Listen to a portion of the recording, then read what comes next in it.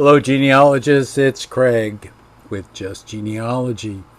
Today I wanted to talk to you about something that exists in the National Archives that you may or may not be aware of, that you can have almost instant access to just through your friendly computer. And what I'm talking about is the access to archival databases.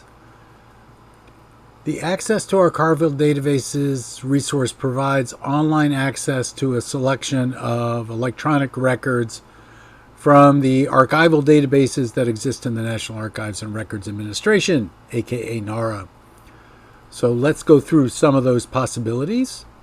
This is one of the places that I always plug people's names into. Now, I don't plug colonial people in, but anybody, say, born after 1850, I would likely plug in to this archival set of databases. So the easiest way to get to it, if you bookmark it, would be to go to www.archives.gov/AAD. It's not too hard to remember that.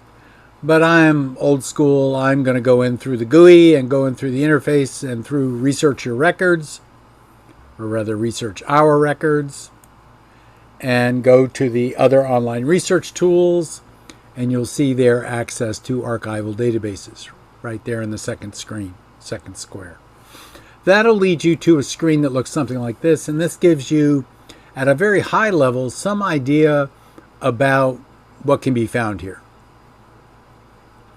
I have not gone through all of this. I do not normally plug somebody's name into this screen because it will go through all of them. And that's probably too much to deal with. But I've been known to do that on occasion, especially if the surname I'm looking for is Beely, my mother's maiden name. Anyway, that said, they provide you with a list of things that seem to be new, and the newest at the top of the list appears to be the NUMIDENT, the numerical identification files from the Social Security Administration. And I'm always going to throw somebody into the NUMIDENT file if I have the opportunity, because you never know what will show up, and I may need somebody's Social Security number. Now, recognize that these are dead people, so they have no privacy, and their Social Security numbers can be readily shown. What I'm searching for is Worley T. Scott. That's my grandfather's name. And here is one of his daughters, born in 1923 in Defiance, Ohio. And there's her Social Security number. So with all that information, I can do a lot of stuff, because now I have her date of birth, I now have her place of birth, and I now have her Social Security number. I don't know what I do with the Social Security number, but her date of birth is important to me, and where she's born is important to me, especially for a guy like Worley, who was a manager of condensing plants 1 year at a time. Some guy would go around and build them. I'm going to find his name out someday. And then my grandfather would go around and manage them for a year and teach everybody how to use them. And then he'd move on to the next plant. So much fun. Let's go back to that list and see what else we can deal with. How about if we look at military personnel? Well, that will give us a bunch of things. World War II, Vietnam, Korea, all kinds of things. Enlistment records and prisoner of war records for most all those. And then they have an awards information management system out there, AIMS files, and it covers 1925 to 2004. So I thought I'd look at that for me. So I plugged my name in there, and out pops me. So Craig R. Scott, Navy, Lieutenant, Navy Commendation Medal, June 10th, 1986, while I was stationed at Bethesda. And then there's the record underlying that, which doesn't tell you too much more. Notice here, though, the Social Security number is X'd out. That's probably because they think I'm still alive. And you can look at the other files too that do that. Have a look. So as I said, I'm always plugging the name Beely into something, so I plugged it in the Electronic Army Serial Number Merged file, enlistment records. And I came up with two Bealeys, and one of them I recognize. One of them is my great uncle Mark, when he was stationed at Fort MacArthur, San Pedro, California. And he enlisted in 44 when he was 24. He will eventually end up in Burma. So that gives me his Army serial number. And this covers 1838 to 1946. And having a serial number is important to your being able to get to VA files. So we also have death files.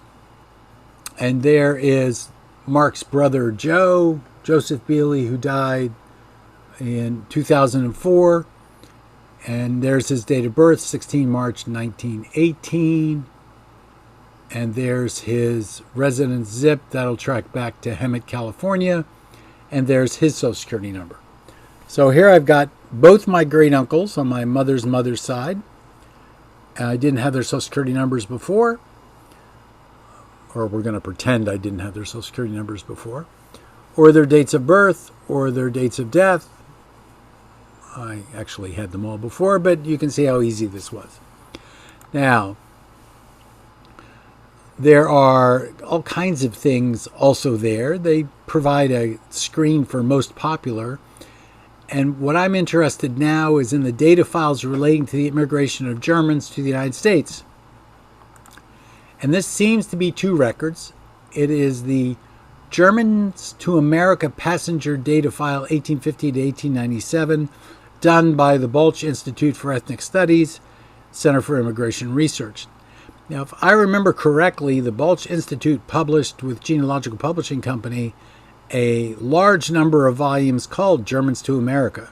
And it would be interesting to see if these are exactly the data files that were used to create these books. I actually believe they are. But again, we have two files, Germans to America passenger data and manifest header data. So of course I looked for Bealey, and Bealey was not there. And I think the reason Bealey's not there is because it's actually identified in the Balch Institute materials as Bailey, and I couldn't find him when I looked. But so I plugged in a good German name, Wolfgang, and let's look at Salzer Wolfgang. He's 8 years old. He's from Baden, and he has a manifest number of 8332. Well, when you look at that, when you look at the underlying record, you see not much there.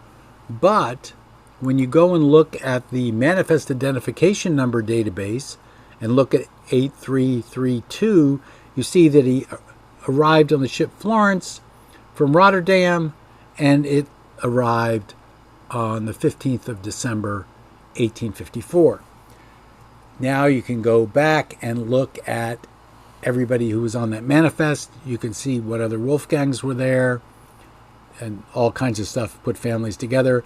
And you also have sufficient information to go and find the Florence from leaving Rotterdam and arriving in, for the most part, these are Port of New York based on the manifest identification number. And if you dig deeper into it, the manifest identification number serial will let you know what the port is, but most of these are actually New York.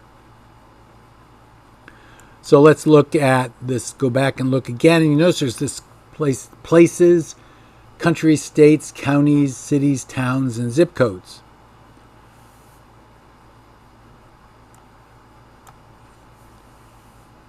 There is a combat area casualties current file that also you can look at by town. And so when I look at where I live in Rocky Mount, North Carolina, here are those individuals that were killed in, or some of the individuals who died in Vietnam, Army, Navy, and what their service numbers are, what their date of deaths are, or when they were declared dead, and what their home of record is. Now, I used this when it came time for me to help my high school class of 69, Neptune Senior High School, have its 50th reunion. And I went to these records to see if I could identify those individuals who died in Vietnam who were from my hometown or where I graduated from high school, and to see if any of them died in Vietnam, and fortunately none of them had. So this was just a sampling of the things that you can find in the Access to Archival Databases. Remember that you can do a much deeper dive than I have. You could plug your individual zip code in, you can plug your city in, you can plug your county in, you can plug your name in. I would definitely plug in the names of all my grandparents just to see what would pop up. You never know where it will lead. So this has been Craig with Just Genealogy, converting people doing genealogy into genealogists day by day, and I will see you tomorrow.